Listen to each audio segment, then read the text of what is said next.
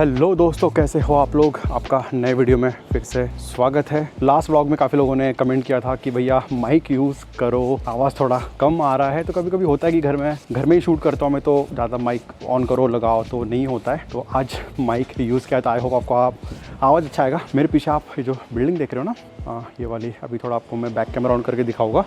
तो ये एक्चुअली सुबह से टूट रही है, तो मुझे पता नहीं चला। एक्चुअली मैं बालकनी में खड़ा था और बिल्कुल आवाज़ नहीं आ रहा था और मैं कॉफ़ी पी रहा था। एंड देन मैं यहाँ पे वो बुलडोज़र पीछे रखा हुआ है वो देखा और फिर पता चला कि ये घर अभी टूट रहा है। तो ये घर ना देखो आप, पूरा टूट रहा है। अभी यहाँ पे छोटा सा बुलडोज़र रखा हुआ है, पूरा लकड़े का घर है। और ये अभी पिछले आई थिंक 2 दिन से टूट रहा है, बट मुझे आज पता चला कि इसका पूरा अभी सफाई होने वाला है। बट एक बात अच्छी दोस्तों कि देखो, यहाँ पे घर टूट रहा है बट बिल्कुल भी आसपास रोड पे गंदा नहीं है, कुछ नहीं है। अंदर के अंदर तोड़ के उसको पूरा साफ़ कर रहे हैं और आजू बाजू में घर है लोगों के, बट किसी को भी कुछ भी डिस्टर्बेंस, आवाज़ वगैरह जो होता है, गंदगी होती है, वो बिल्कुल भी यहाँ पे हो नहीं रही। बट मुझे पता नहीं तोड़ क्यों रहे, क्योंकि एकदम नया घर था ये। और जापान में जो घर होते हैं वो लकड़े के होते हैं, तो उसका जो एज होता है, जैसे जैसे उसका साल बढ़ते जाते हैं, वो घर का जो एज होता है वो कम होते जाता है। तो आई डोंट नो ये घर कितने साल पुराना होगा। यहाँ पे शायद कुछ और बिल्डिंग बनाना होगा, इसलिए शायद एक घर अभी शायद तोड़ रहे होंगे। और जापान में एक बात ये भी है कि जो घर होते हैं यहाँ के, ज़्यादातर अगर आप टोक्यो एरिया में लोगे, अपार्टमेंट लोगे, जहाँ पे 2 टाइप के होते हैं, डिटैच हाउस और अपार्टमेंट होते हैं। तो अपार्टमेंट के रेट तो यहाँ पे काफ़ी बढ़ते जा रहे हैं, यानी बढ़ेंगे आगे भी। बट अगर आप हाउस ले रहे हो तो जो लैंड होती है उसका तो प्राइस में भी बढ़ सकता है, बट जो घर होता है वो होता है लकड़े का, और उसका प्राइस दिन ब दिन गिरते जाता है, उसका वैल्यू डिग्रेड होता है। इंडिया में जैसे हमारे घर का रेट बढ़ता है, लाइक अगर आप कहीं पे घर ले लो तो उसका रेट हर 1-2 साल, 4 साल, 5 साल, 10 साल के बाद में बढ़ता है। 15 साल के बाद में तो शायद में भी डबल भी हो सकता है, we don't know. But real estate का जो मार्केट है जापान में, वो भी डिटैच हाउस का और वो भी लकड़े के घर का बिल्कुल भी यहाँ पे नहीं है। तो जिन लोगों ने यहाँ पे घर लेके रखा है, डिटैच हाउस लेके रखा है, ऑफ कोर्स रहने के लिए, लॉन्ग टर्म के लिए आप वहाँ पे रह सकते हो। बट अगर वो जब बेचने के लिए जाएगा ना, तो जितना उसका रेट था, जितने भी उसको लिया था, उससे वो कम में ही बिकेगा।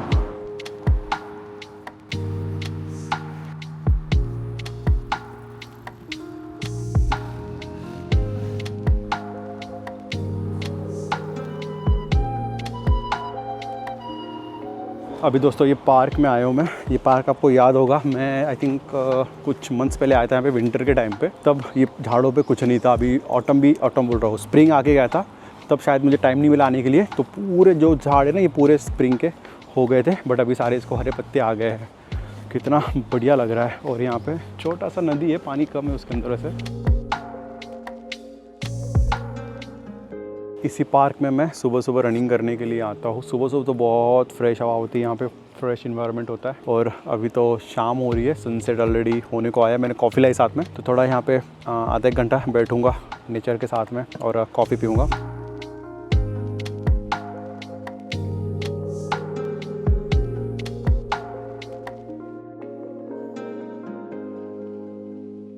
तो अभी दोस्तों थोड़ा सीरियस टॉपिक पे बात करते हैं। मैंने ऑलमोस्ट अभी मोर देन 1000 लोगों के साथ में 1-on-1 लिया है। और एक चीज़ मैंने ये भी जानी है कि इतने सारे क्वेश्चंस है आपके यहाँ पर जॉब से रिलेटेड, स्टडी से रिलेटेड, क्योंकि ऐसा कोई रिसोर्स है नहीं जहाँ पर आपको कंप्लीट इन्फॉर्मेशन मिले, कंप्लीट गाइडेंस मिले, या फिर जो एकदम प्रॉपर नॉलेज होता है ना, सही वाला नॉलेज जो होता है, वो आपको कहीं मिल नहीं रहा है। और ये मैंने अभी गैप थोड़ा फाइंड किया है आप लोगों से बात करके। और ये वीडियो आपके लिए बहुत ज़्यादा इंपॉर्टेंट होने वाला है अगर आप जापान के लिए प्रिपेयर कर रहे हो। तो भले ही आप IT में रहो, नॉन IT में रहो, आपका बैकग्राउंड आर्ट रहो, कॉमर्स रहो, साइंस रहो, या आप जस्ट जापानीज़ पढ़ के जापान में आ रहे हो, कोई भी आपका फील्ड रहने दो, ये वीडियो देखने के बाद में आपका थोड़ा माइंड क्लियर हो जाएगा और आपके पर्सपेक्टिव थोड़े बदल जाएंगे। और आपको बहुत सी चीज़ें इसके बाद में पता चल जाएगी जो कि आपको हेल्प करेंगी जापान में आने के बाद में, या फिर आने से पहले क्या क्या आपको प्रिपेयर करना है। और यहाँ पे आने के बाद में जो आपके होता है ना, रियलिटी वर्सेस एक्सपेक्टेशन, वो सारा इस वीडियो में आपका, मैं बोलूँगा कि मोर देन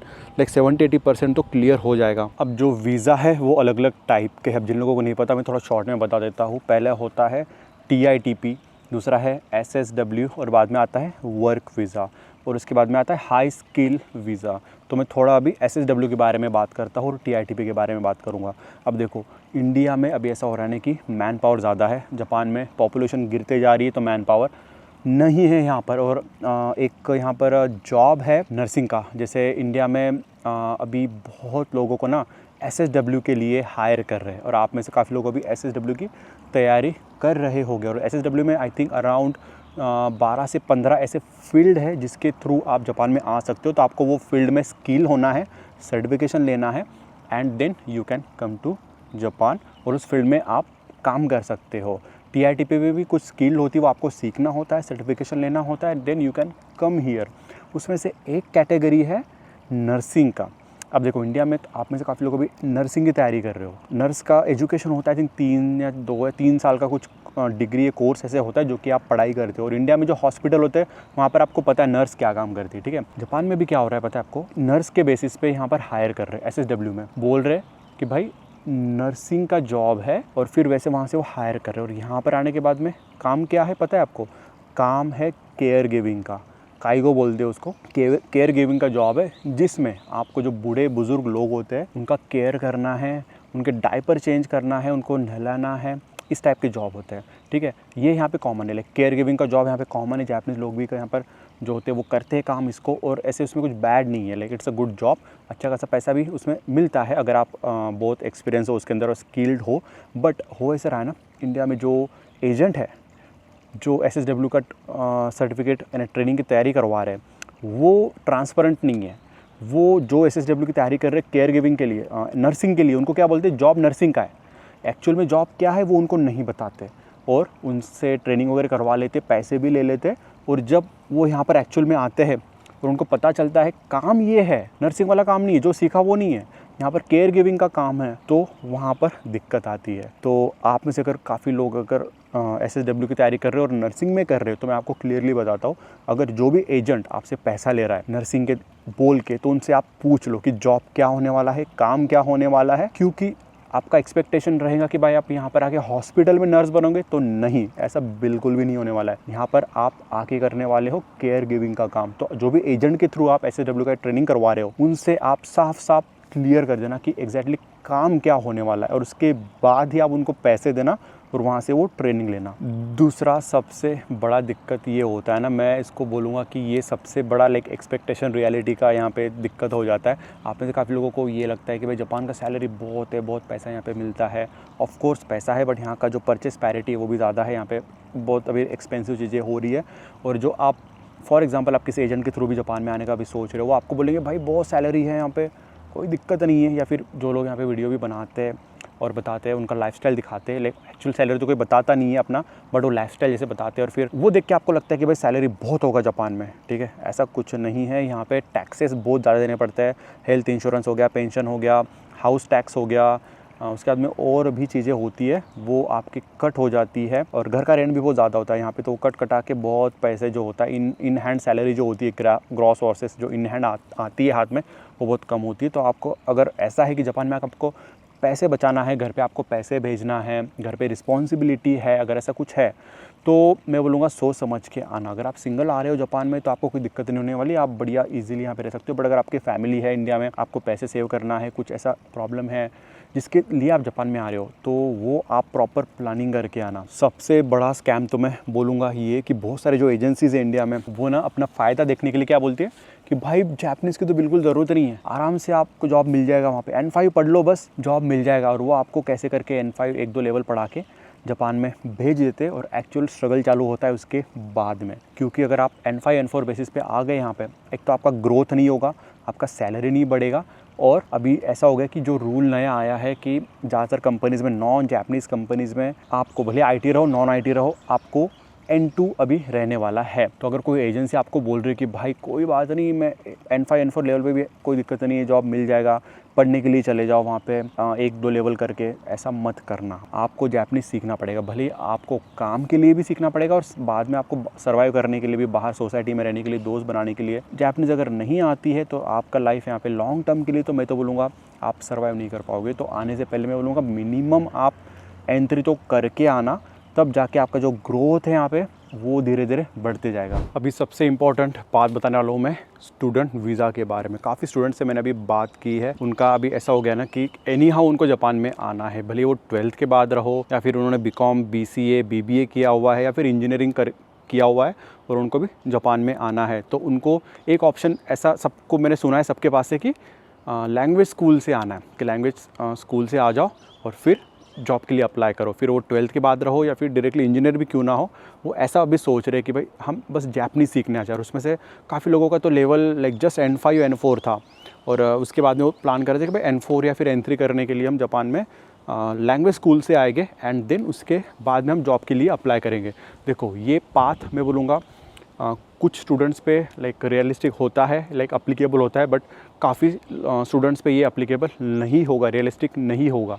फॉर एग्ज़ाम्पल अगर कोई स्टूडेंट है, फॉर एग्ज़ाम्पल कोई इंजीनियर स्टूडेंट है और जिसको लाइक अच्छा खासा स्किल है और जिसका लाइक N4 N3 ऑलरेडी है और इंडिया से जॉब अप्लाई कर रहा है बट मिल नहीं रहा है, तो वो उस केस में क्या हो सकता है कि भाई जापान में आ जाओ 6 महीने 1 साल का स्टूडेंट वीज़ा लेके N2 या N1 की पढ़ाई करने के लिए एंड देन जॉब के लिए अप्लाई करो, तो चांसेस आपके ज़्यादा बढ़ जाएंगे। बट वही अगर आप 12th आपका हो गया है और आपका जस्ट N5 है और आप सोच रहे हो कि चलो मैं N4 N3 करने के लिए जापान में आऊँगा, आपके पास में कोई स्किल नहीं है और आपका N3 हो भी गया यहाँ पे आने का, तो जॉब कैसे मिलेगा आपको? आप करोगे छोटा मोटा जॉब, पार्ट टाइम जॉब वगैरह मिल गया, बट दिक्कत यहाँ आती है कि आपका जो पार्ट टाइम जॉब होता है ना, उससे आपका बस रेंट और आपका खाने पीने का खर्चा निकलेगा, उससे ज़्यादा आप कुछ सेव वगैरह नहीं कर सकते।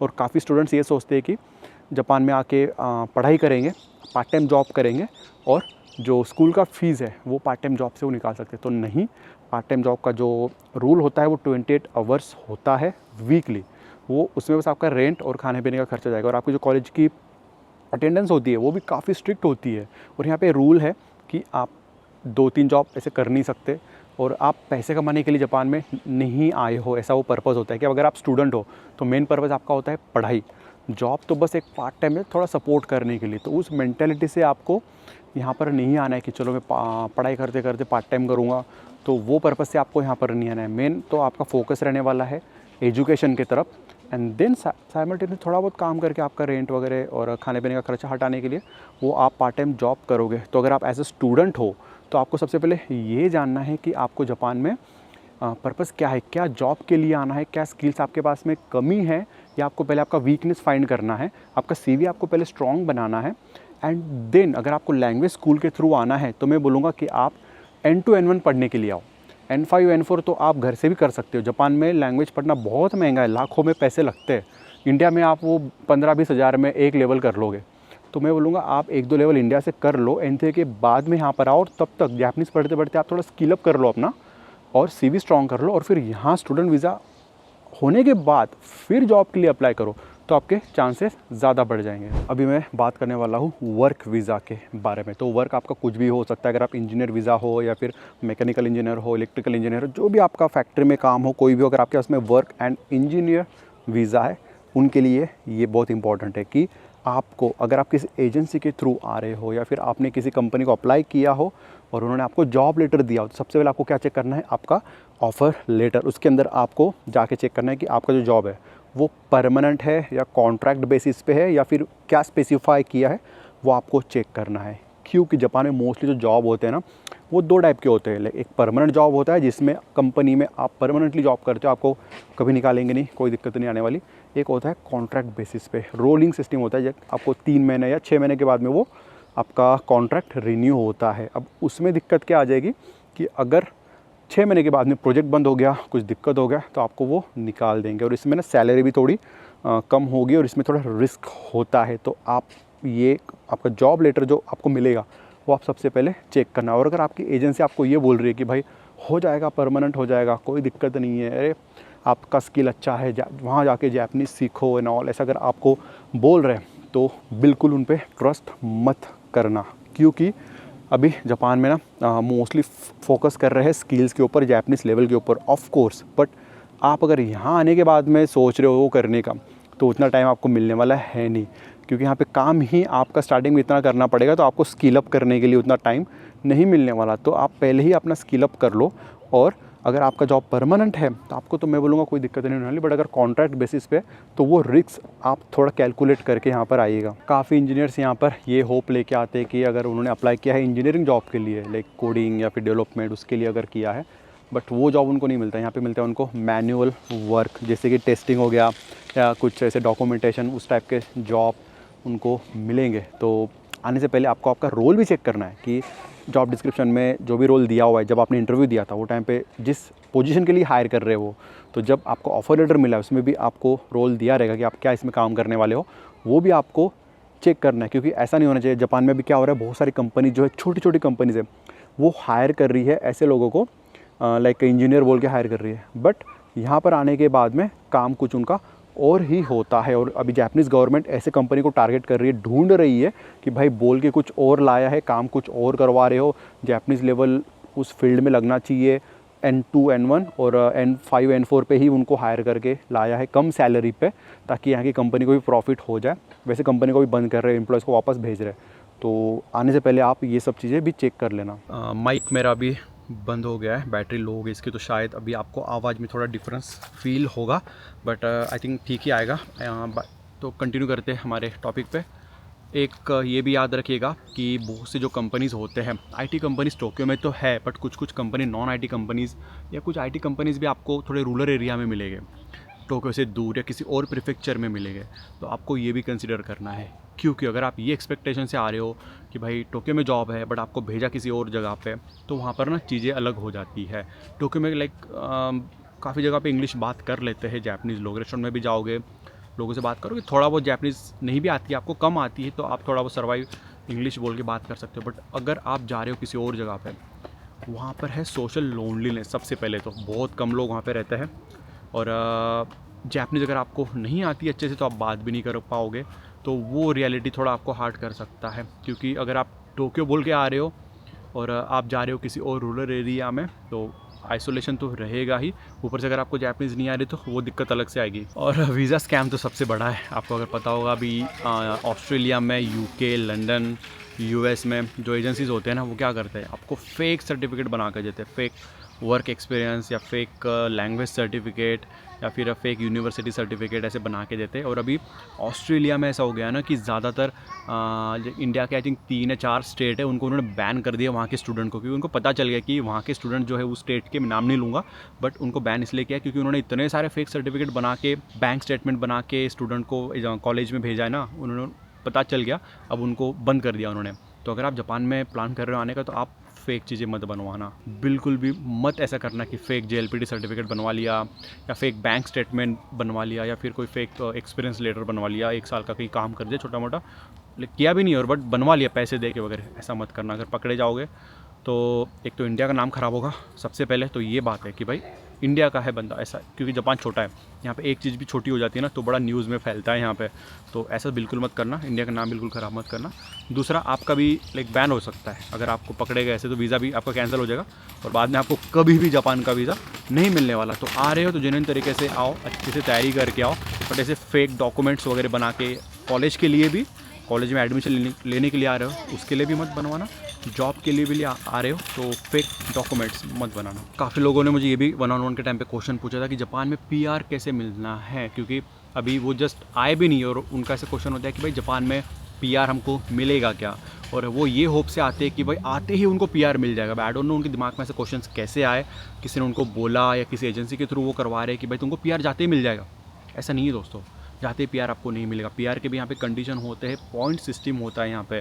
तो शॉर्ट में बता देता हूँ कि अगर आपको जापान में PR चाहिए तो एक स्पेसिफिक रूल होता है यहाँ पे पॉइंट सिस्टम का। वो टेबल का लिंक मैं डाल दूंगा डिस्क्रिप्शन में, अगर मुझे मिला तो वो भी आप एक बार चेक कर लेना, जिसमें हर चीज़ के पॉइंट्स होते हैं। फॉर एग्जांपल अगर आपके पास मास्टर है उसके 5 to 10 पॉइंट्स होते हैं, MB है तो उसके 15 पॉइंट्स, JLPT अगर आपके पास में आई थिंक ऊपर के लेवल के लाइक N3 N2 N1 है तो उसके 5 to 10 पॉइंट्स होते हैं। अगर आपके पास में आपका जो सैलरी है वो कितना है, तो उस हिसाब से 5, 10, 15 पॉइंट्स होंगे। आपका एज कितना है, लाइक 20 to 15 है, 25 है, 25 to 35 है, 35 to 40 है, उसके भी पॉइंट्स होते हैं। जितना ज़्यादा एज उतना कम पॉइंट्स, यानी आपका ऐसा होना चाहिए कि कम एज ज़्यादा सैलरी है तो ज़्यादा पॉइंट्स मिलेंगे, ज़्यादा एज कम सैलरी है तो कम पॉइंट्स मिलेंगे।